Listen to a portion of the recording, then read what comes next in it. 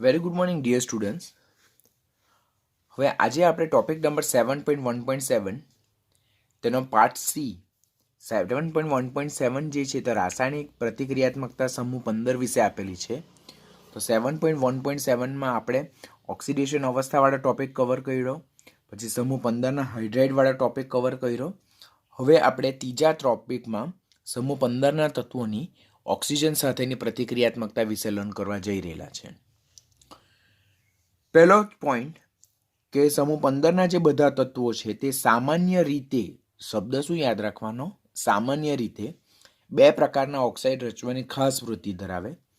એક તો +3 ઓક્સિડેશન અવસ્થા ધરાવતા E2O3 પ્રકારના ઓક્સાઇડ અને +5 ઓક્સિડેશન અવસ્થા ધરાવતા E2O5 પ્રકારના ઓક્સાઇડ. તો હવેથી આપણને અહીંયા પહેલી લીટીમાંથી ક્વેશ્ચન શું પૂછાય કે 15મા સમૂહના બધા તત્વો સામાન્ય રીતે નીચેનામાંથી કયા સૂત્ર ધરાવતા ઓક્સાઇડ રચવાની સામાન્ય વૃત્તિ ધરાવે? તો E2O3 અને E2O5.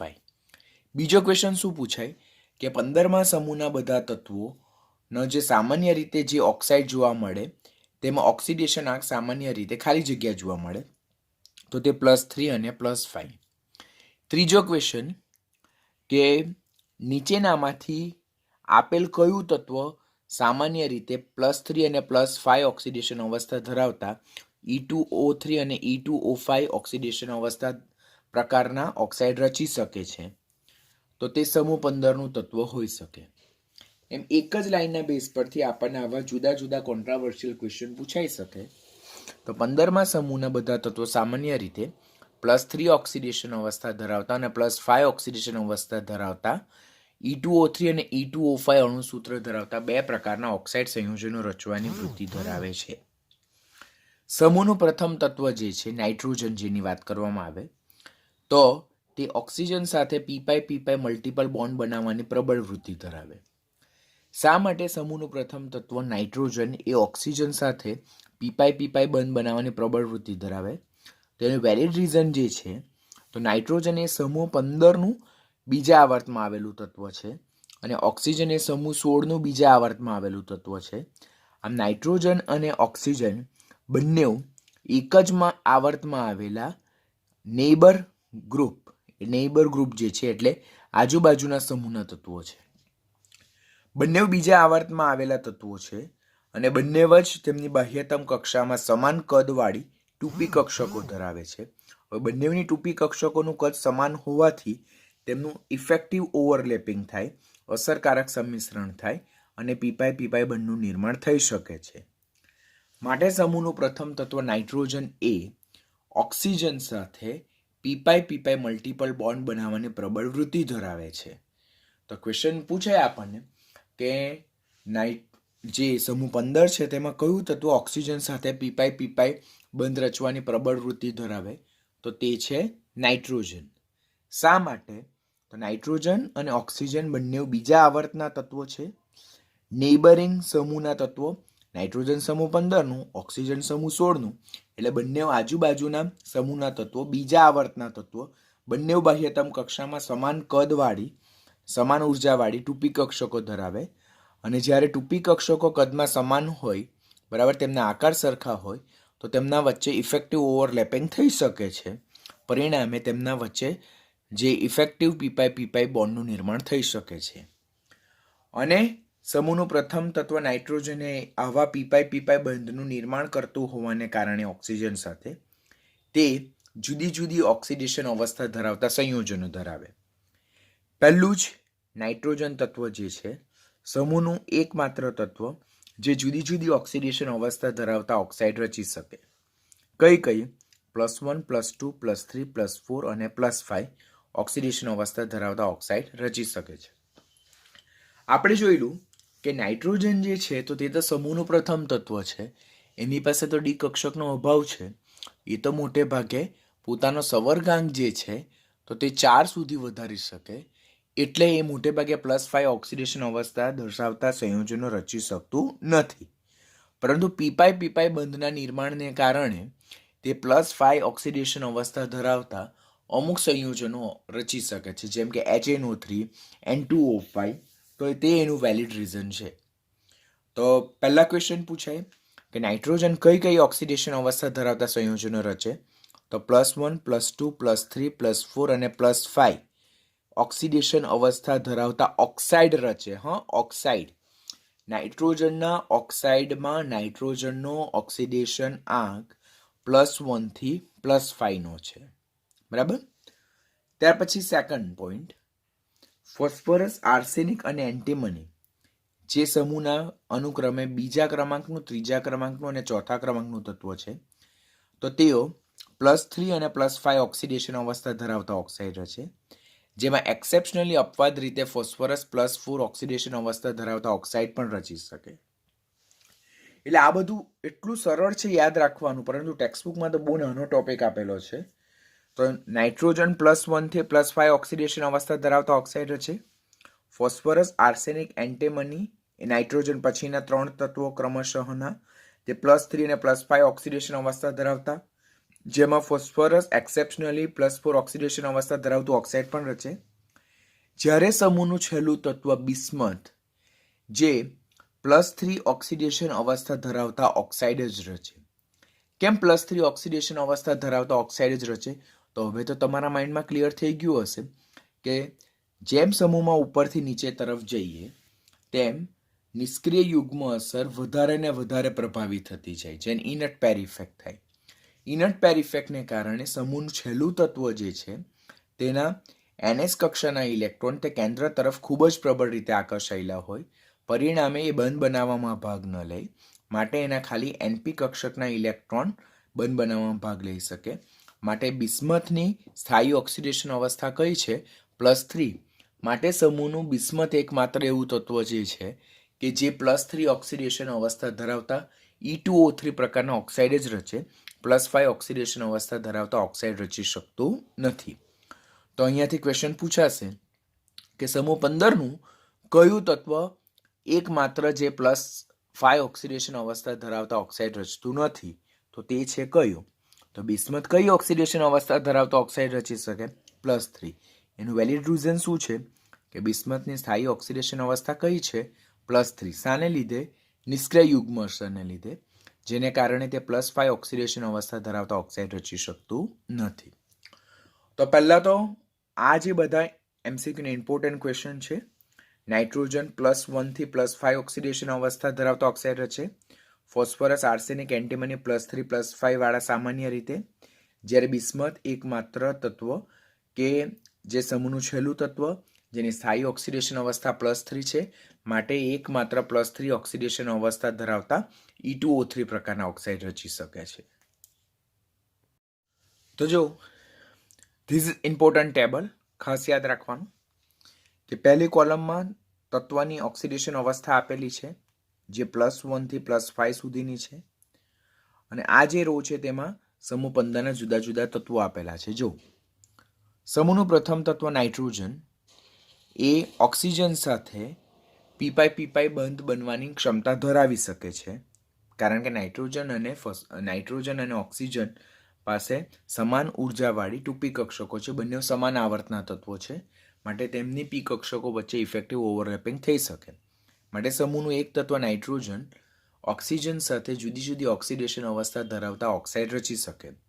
+1 ધરાવતા N2O, +2 ધરાવતા NO, +3 ધરાવતા N2O3, +4 ધરાવતા N2O4 or NO2, +5 ઓક્સિડેશન અવસ્થા ધરાવતા N2O5. આ બધા જ જે નાઇટ્રોજનના ઓક્સાઇડ છે તેમાં નાઇટ્રોજનનો ઓક્સિડેશન આંક તમને ગણતા આવડવું જોઈએ. કેવી રીતે? તો બધામાં ઓક્સિજનનો ઓક્સિડેશન આંક -2 લઈ લો, પછી તો નાઇટ્રોજનનો ઓક્સિડેશન આંક ગણતા આપણને આવડે જ છે. હજુ પણ એવા ઘણા બધા સ્ટુડન્ટ હશે જેને ઓક્સિડેશન આંક ગણતા નહીં આવડતું હોય, તો આટલા જે ઓક્સાઇડ છે, ઓક્સાઇડમાં ઓક્સિજનનો ઓક્સિડેશન આંક -2 લેવાનો અને એ પ્રમાણે નાઇટ્રોજનનો તમે ગણી શકો. સમૂહના પ્રથમ 3 તત્વ પછીના 3 તત્વો ફોસ્ફરસ, આર્સેનિક અને એન્ટીમની એ +3 ઓક્સિડેશન અવસ્થા અને +5 ઓક્સિડેશન અવસ્થા ધરાવતા ઓક્સાઇડ રચી શકે છે. જો ફોસ્ફરસ +3 +4 +5 ધરાવતું, આ એનું એક્સેપ્શનલ બિહેવિયર છે. પછી આર્સેનિક +3 અને +5 ઓક્સિડેશન અવસ્થા ધરાવતા, એન્ટીમની +3 અને +5 ઓક્સિડેશન અવસ્થા ધરાવતા. સમૂહનું એકમાત્ર તત્વ બિસ્મથ જે છે તો તે ફક્ત +3 ઓક્સિડેશન અવસ્થા ધરાવતા ઓક્સાઇડ જ રચે. તો સમૂહ 15નું કયું તત્વ એકમાત્ર +3 ઓક્સિડેશન અવસ્થા ધરાવતા ઓક્સાઇડ રચે? તો તે બિસ્મથ. બીજો ક્વેશ્ચન, બિસ્મથની કઈ ઓક્સિડેશન અવસ્થા ધરાવતા ઓક્સાઇડ જોવા મળે? તો +3. બિસ્મથના સામાન્ય ઓક્સાઇડનું સૂત્ર કયું? Bi2O3. તો આ બધા જ આપણને ક્વેશ્ચન આ ટેબલના રિલેટેડ પૂછાઈ શકે. હવે બીજો ક્વેશ્ચન આપણને એમ જનરેટ થાય કે સર નાઇટ્રોજન અને બિસ્મથમાં તમે એકાકી અણુ લખ્યો કે સિંગલ મોલેક્યુલ્સ લખ્યા, પરંતુ તમે અહીંયા જે ફોસ્ફરસ, આર્સેનિક અને એન્ટીમની જે છે તેના ઓક્સાઇડ શા માટે આ રીતે લખ્યા છે? શા માટે આ રીતે લખ્યા છે કે સપોઝ ફોસ્ફરસ પેન્ટોક્સાઇડ હોય તો એ P2O5 લખાવવું જોઈએ, બટ આપણે અહીંયા P4O10 શા માટે લખ્યું? ફોસ્ફરસ ટ્રાયોક્સાઇડ છે તો P2O3 લખાવવું જોઈએ, એ શા માટે P4O6 સ્વરૂપે લખ્યા? તો ફોસ્ફરસ, આર્સેનિક અને એન્ટીમનીના ઓક્સાઇડ ડાઈમર સ્વરૂપે જોવા મળે. ડાઈમર એટલે શું કે બે અણુ ભેગા થઈને એક અણુ બનાવે. બે અણુ ભેગા થઈને એક અણુ બનાવે માટે ફોસ્ફરસ, આર્સેનિક અને એન્ટીમનીના ઓક્સાઇડ એ સિંગલ એકાકી અણુ સ્વરૂપે નહીં, પરંતુ બે અણુ ભેગા થઈને એક અણુ બનાવે છે, જેને ડાઈમર કહેવાય. તો તે ડાઈમર સ્વરૂપે લખવામાં આવે.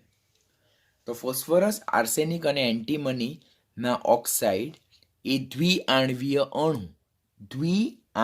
અણુ, જો બે અણુ ભેગા થઈને એક અણુ બનાવે તેને દ્વિઆણવીય અણુ કહેવાય, જેને ડાઈમર મોલેક્યુલ્સ કહેવામાં આવે.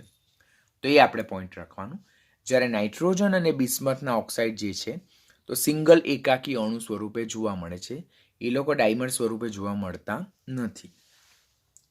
આમ જો આપણે ટેબલના રિલેટેડ ઓવરવ્યૂ કરીએ તો સમૂહના બધા જ તત્વો +3 ઓક્સિડેશન અવસ્થા ધરાવતા E2O3 પ્રકારના ટ્રાયોક્સાઇડ રચે છે, જેમાં નાઇટ્રોજન અને બિસ્મથના ટ્રાયોક્સાઇડ મોનોમરિક છે, એટલે કે એક આણવીય તરીકે જોવા મળે, જ્યારે ફોસ્ફરસ, આર્સેનિક અને એન્ટીમનીના ટ્રાયોક્સાઇડ ડાયમરિક એટલે કે દ્વિઆણવીય અણુ તરીકે જોવા મળે છે. જો સમૂહના બધા જ તત્વો, એ પછી નાઇટ્રોજન હોય, ફોસ્ફરસ, આર્સેનિક, એન્ટીમની, બિસ્મથ, બધા જ +3 ઓક્સિડેશન અવસ્થા ધરાવતા ઓક્સાઇડ રચે, જેમાં નાઇટ્રોજન અને બિસ્મથના ટ્રાયોક્સાઇડ એક આણવીય અણુ છે, જ્યારે ફોસ્ફરસ, આર્સેનિક અને એન્ટીમનીના ટ્રાયોક્સાઇડ એ દ્વિઆણવીય અણુ એટલે કે ડાઈમર મોલેક્યુલ સ્વરૂપે જોવા મળે. સમૂહનું એકમાત્ર તત્વ બિસ્મથ એ E2O5 પ્રકારના પેન્ટોક્સાઇડ રચી શકતું નથી, કારણ કે બિસ્મથમાં નિષ્ક્રિય યુગ્મ અસર પ્રભાવી બને અને એને કારણે એની +5 ઓક્સિડેશન અવસ્થા અસ્થાયી છે, જ્યારે બિસ્મથની સ્થાયી ઓક્સિડેશન અવસ્થા કઈ છે? +3 છે. માટે જ્યારે સમૂહના અન્ય તત્વો કે જે બિસ્મથ સિવાયના છે, બિસ્મથ +5 ઓક્સિડેશન અવસ્થા ધરાવતા ઓક્સાઇડ નથી રચતું. સમૂહના બધા જ તત્વો એટલે કે બિસ્મથ સિવાયના, એમાં નાઇટ્રોજન આવે, ફોસ્ફરસ આવે, આર્સેનિક આવે અને એન્ટીમની આવે, તે બધા જ તત્વો જે છે તો તે E2O5 પ્રકારના પેન્ટોક્સાઇડ રચી શકે છે, જેમાં નાઇટ્રોજનના પેન્ટોક્સાઇડ મેનોમરિક છે, જ્યારે ફોસ્ફરસ, આર્સેનિક અને એન્ટીમનીના પેન્ટોક્સાઇડ કેવા છે? ડાયમરિક છે. જે આપણને ક્લિયરલી દેખાય કે જો બિસ્મથ એ +5 ઓક્સિડેશન અવસ્થા ધરાવતું ઓક્સાઇડ નથી રચી શકતું, જ્યારે નાઇટ્રોજન, ફોસ્ફરસ, આર્સેનિક અને એન્ટીમની +5 ઓક્સિડેશન અવસ્થા ધરાવતા ઓક્સાઇડ રચી શકે છે, જેમાં નાઇટ્રોજનના +5 ઓક્સિડેશન અવસ્થા ધરાવતા ઓક્સાઇડ એ મોનોમરિક છે, સિંગલ એકાકી અણુ સ્વરૂપે અસ્તિત્વ ધરાવે, જ્યારે ફોસ્ફરસ, આર્સેનિક અને એન્ટીમનીના પેન્ટોક્સાઇડ એ ડાયમરિક મોલેક્યુલ એટલે કે દ્વિઆણવીય અણુ સ્વરૂપે અસ્તિત્વ ધરાવે છે. ઓક્સાઇડને લગતો એક મોસ્ટ ઇમ્પોર્ટન્ટ ક્વેશ્ચન જે પૂછાય છે તો તે આ ટોપિકમાંથી આવશે. ટોપિક નંબર 1, ઓક્સાઇડનો એસિડિક, બેઝિક ઓર ઉભય ગુણધર્મી સ્વભાવ. Acidic character, basic character or amphoteric character of the particular oxide of group 15 elements.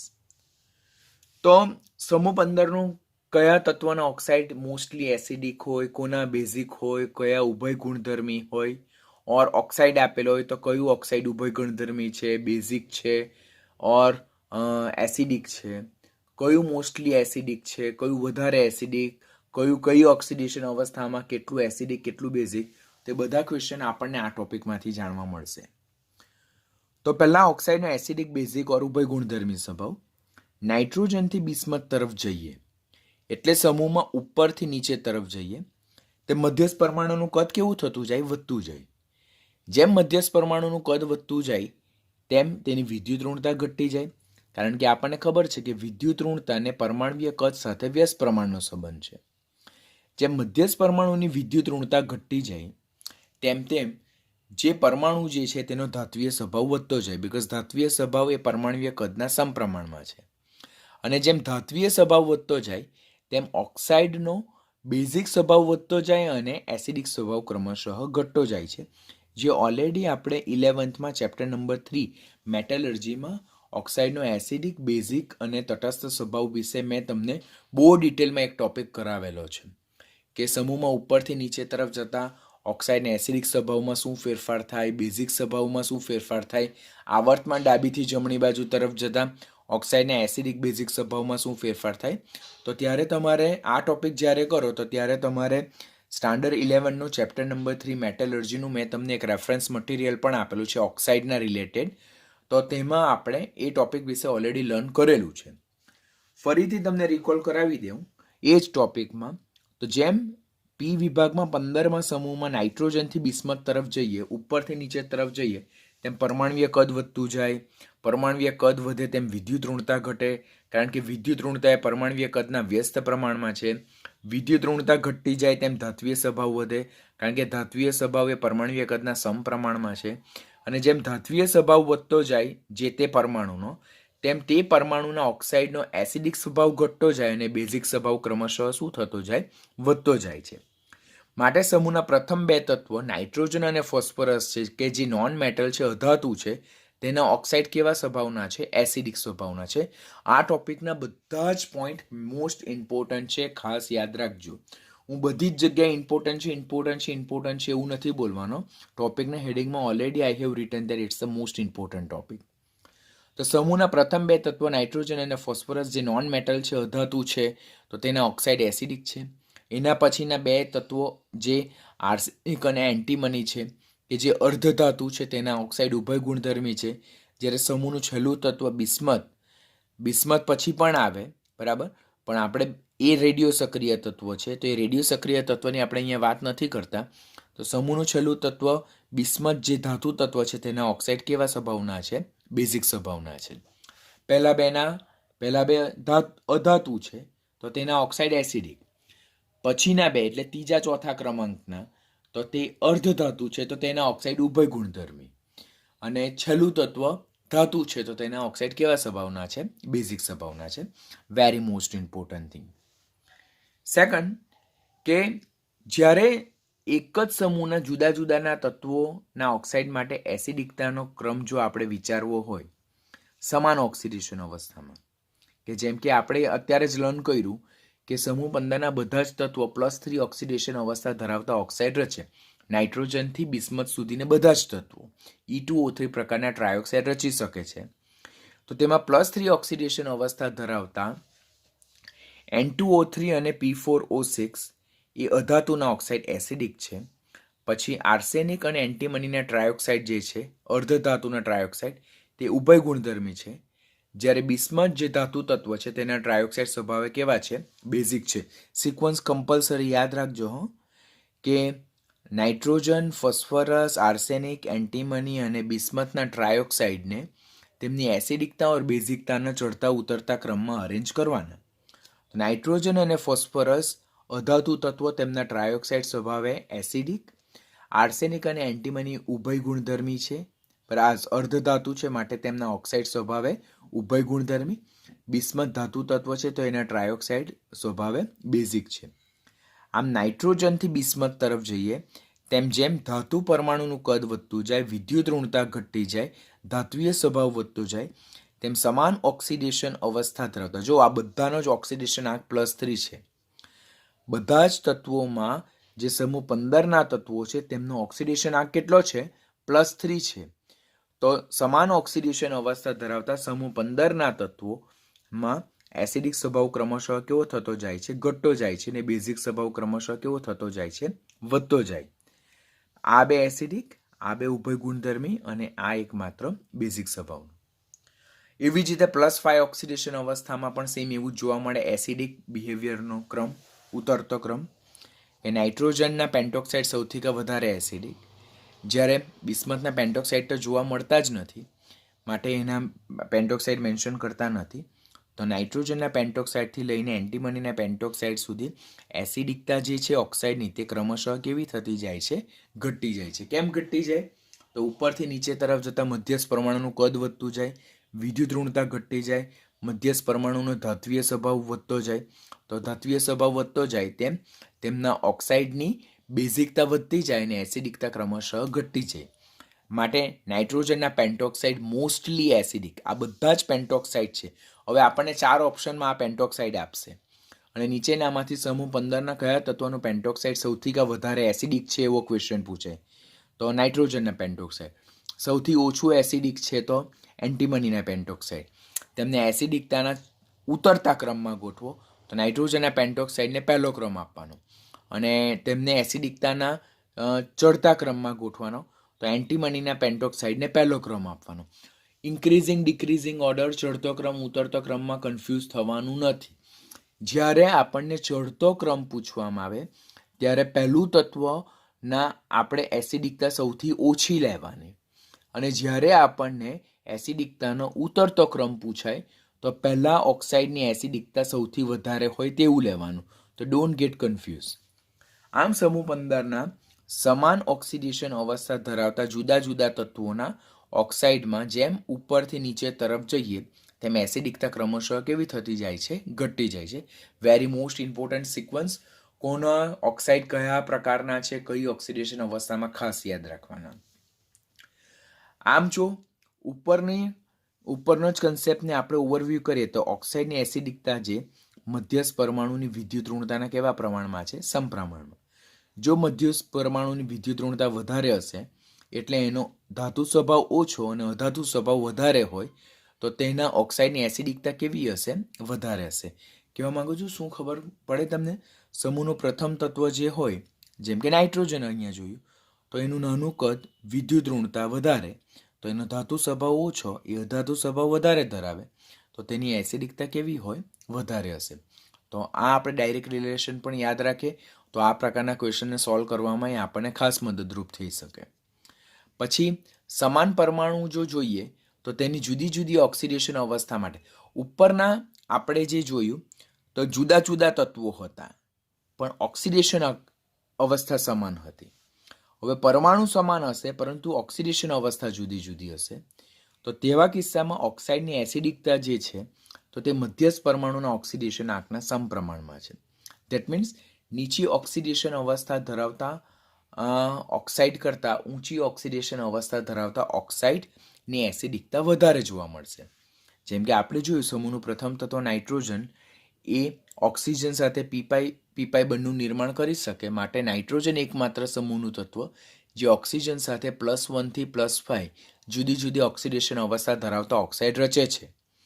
તો નાઇટ્રોજન 5 પ્રકારના ઓક્સાઇડ રચે +1 થી લઈને +5 ઓક્સિડેશન અવસ્થા ધરાવતા. તેમાં N2O થી લઈને N2O5 તરફ જો ઓક્સિડેશન આંક વધે છે અને જેમ ઓક્સિડેશન આંક વધે તેમ ઓક્સાઇડની એસિડિકતા ક્રમશઃ કેવી થતી જાય છે? વધતી જાય. માટે N2O અને NO જે નીચી ઓક્સિડેશન અવસ્થા ધરાવતા ઓક્સાઇડ છે તે મોટે ભાગે કેવા છે? તટસ્થ છે. ખાસ યાદ રાખજો, વેરી મોસ્ટ ઇમ્પોર્ટન્ટ છે. આ બધી વસ્તુ દીકરાઓ યાદ રાખજો. તમને એવું લાગે છે કે સર એક્સ્ટ્રા કરાવતા છે, એક્સ્ટ્રા નથી. મેં ઓલરેડી બધી રેફરન્સ બુકના ક્વેશ્ચનને ઓવરવ્યૂ કરીને જ તમને આ બધા કન્સેપ્ટ કરાવું છું. It is taking too much time to write down these all thing and to summarize these all. તો પ્લીઝ જેટલી મહેનત કરાવું છું તેટલું કરતા જજો. એકલું ટેક્સ્ટબુક પર ડિપેન્ડન્ટ નહીં રહેતા. એકલી ટેક્સ્ટબુક પર ડિપેન્ડન્ટ રહેશો ને આ બધા પોઈન્ટ ટેક્સ્ટબુક સાથે કોરિલેટેડ જ છે.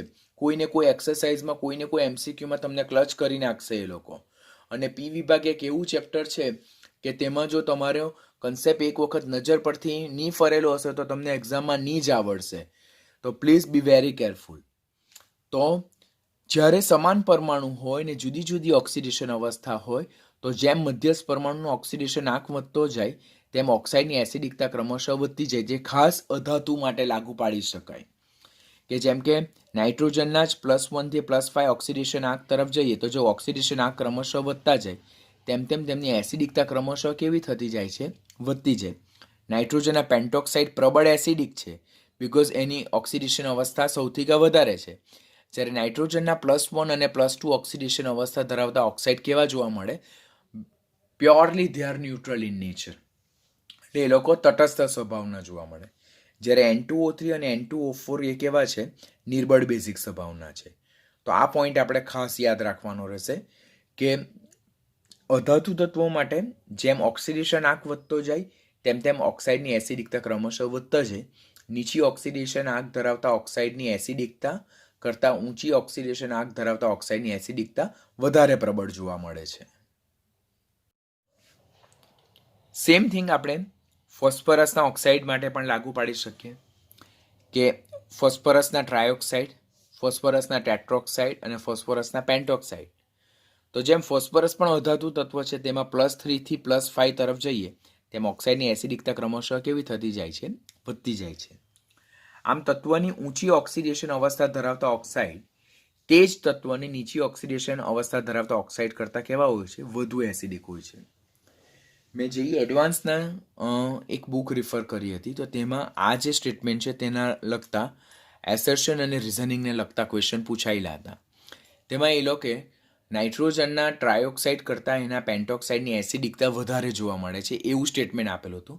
અને એનું રીઝન એમ લખેલું હતું કે ઊંચી ઓક્સિડેશન અવસ્થા ધરાવતા ઓક્સાઇડ કરતાં નીચી ઓક્સિડેશન અવસ્થા ધરાવતા ઓક્સાઇડ વધારે એસિડિક હોય છે. તો પહેલું સ્ટેટમેન્ટ સાચું હતું અને એનું રીઝન એક્સપ્લેનેશન ખોટું હતું.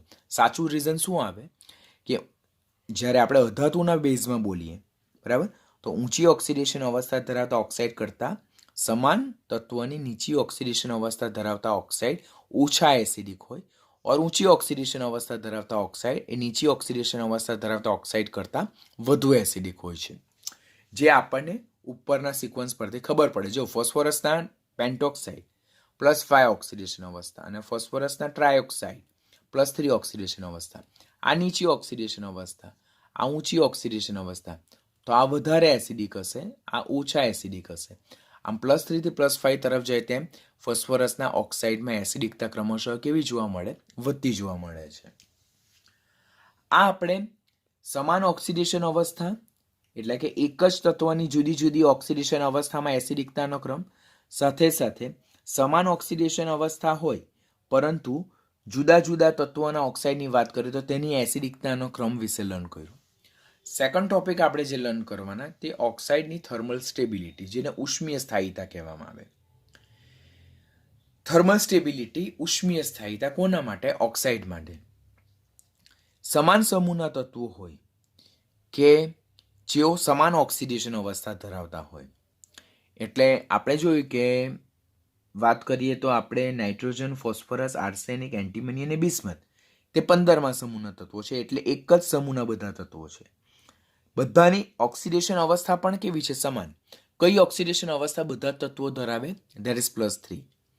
તો સમાન સમૂહના જુદા જુદા તત્વો કે જેઓ સમાન ઓક્સિડેશન અવસ્થા ધરાવે છે તેમાં સમૂહમાં ઉપરથી નીચે તરફ જઈએ તેમ ઉષ્મીય સ્થાયીતા ક્રમશઃ કેવી થતી જાય છે? ઘટતી જાય છે. જેમ કે જો નાઇટ્રોજન, ફોસ્ફરસ, આર્સેનિક, એન્ટીમની અને બિસ્મથ. નાઇટ્રોજનથી બિસ્મથ તરફ જઈએ તેમ ધાતુ પરમાણુનું કદ જેમ જેમ વધતું જાય તેમ તેમ તેમના દ્વારા જે ઓક્સાઇડ આયન કે જે કદમાં નાનો છે તેનું સ્ટેબિલાઇઝેશન ઘટતું જાય અને જેને કારણે સમાન ઓક્સિડેશન અવસ્થા બધા જ તત્વો જે છે, બધા જ ઓક્સાઇડ છે, તેમાં સમૂહ 15ના તત્વોનો ઓક્સિડેશન આંક +3 જોવા મળે. તો આ બધા જ ઓક્સાઇડ કે જેઓ સમાન ઓક્સિડેશન અવસ્થા ધરાવતા છે તો તેમાં જેમ ઉપરથી નીચે તરફ જઈએ એટલે નાઇટ્રોજનથી બિસ્મથ તરફ જઈએ તેમ તેમની ઉષ્મીય સ્થાયીતા ક્રમશઃ કેવી થતી જાય છે? ઘટતી જાય.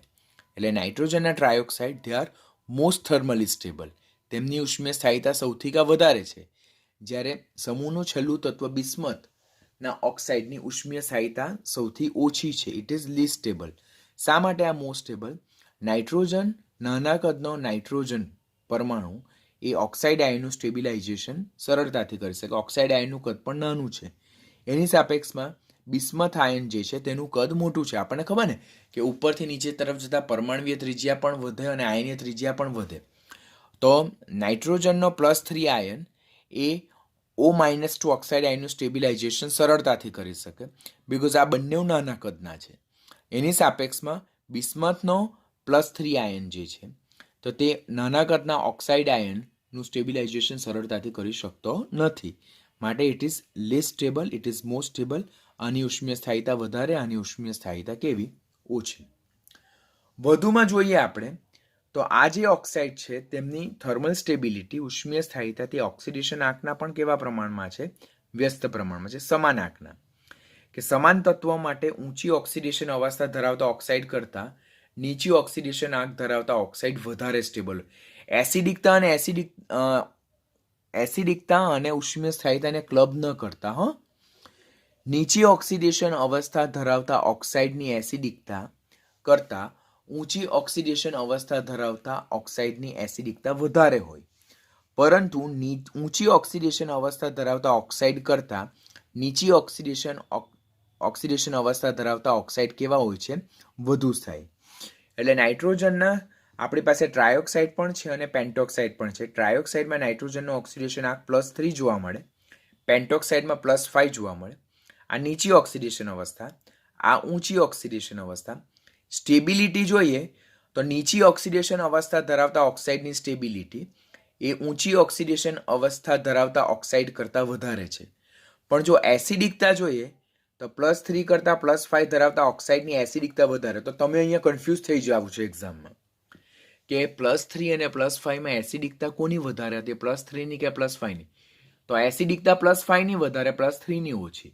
પણ ઉષ્મીય સ્થાયિતા +3ની વધારે, +5ની ઓછી. તો આ રીતે આપણે સમૂહ 15ના જે જુદા જુદા તત્વો છે તો તેમના ઓક્સાઇડના લાક્ષણિકતા વિશે જોયું, તેમનું એસિડિક બિહેવિયર જોયું, સમૂહમાં ઉપરથી નીચે તરફ જતા ઓક્સાઇડની એસિડિકતામાં શું ફેરફાર આવે, ઉષ્મીય સ્થાયિતામાં શું ફેરફાર આવે, તેના વિશે આપણે લર્ન કર્યું. This is one of the very most important topic. વારંવાર તમને એક્ઝામમાં પૂછે.